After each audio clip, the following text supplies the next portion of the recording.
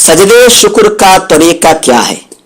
شافعی مسلک کے مطابق یہ تھا ایک سوال، جب کوئی نعمت ملے یا کوئی مصیبت ٹل جائے تو اللہ تعالیٰ کا شکر ادا کرنا واجب ہے اور شکر کا سجدہ کرنا سنت ہے۔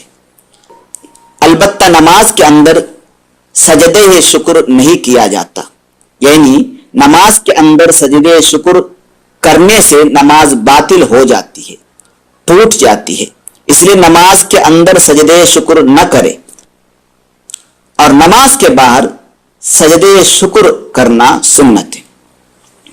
سجدے تلاوت کے جو فرائض ہے وہ سجدے شکر کے بھی فرائض ہے، اور وہ 4 فرائض ہیں۔ نمبر 1 سجدے شکر کرنے کی نیت کرنا، نمبر 2 تکبیر تحریمہ کہنا، نمبر 3 نماز کے سجدے کے مانند ایک سجدہ کرنا، نمبر 4 سلام پھیرنا۔ کسی نعمت کے حاصل ہوتے ہی یا کسی مصیبت کے ٹل جاتے ہی سجدے شکر کرنا ہے۔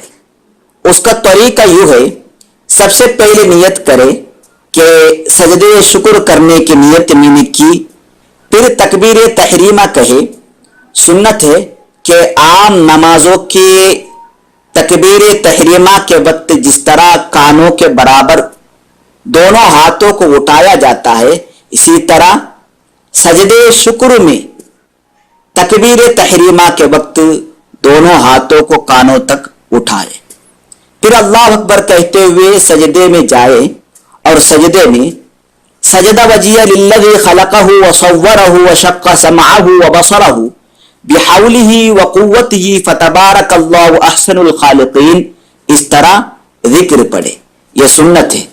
پھر سجدے سے اللہ اکبر کہتے ہوئے اٹھ کر بیٹھے، پھر دونوں سلام پھیرے۔ یہ رہا سجدے شکر کا صحیح طریقہ۔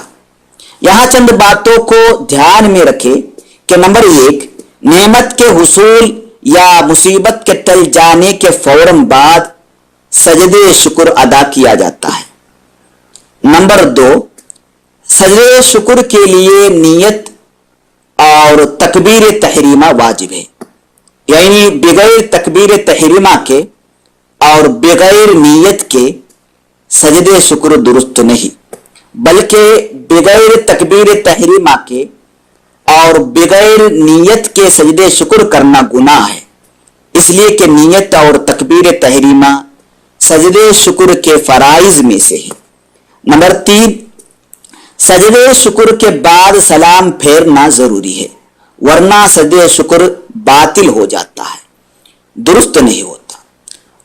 نماز کے باہر سجدے شکر اور سجدے تلاوت کے علاوہ کوئی سجدہ جائز نہیں۔ نماز کے باہر سجدے کے 2 ہی سبب ہے، وہ ہے یہ کہ کسی آیت سجدے کی تلاوت کرنا، اور دوسرا سبب کسی نعمت کا پانا یا کسی مصیبت کا ٹل جانا۔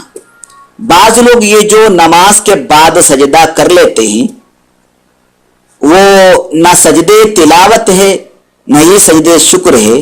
فقہاء نے فرمایا کہ بلا سبب سجدہ کرنا ناجائز و حرام ہے، اس لیے دعا کرنے کے لیے یہ جو سجدے میں جا کر دعا کر لیتے ہیں یہ جائز نہیں، اس لیے کہ سجدے کا سبب نہیں پایا جاتا۔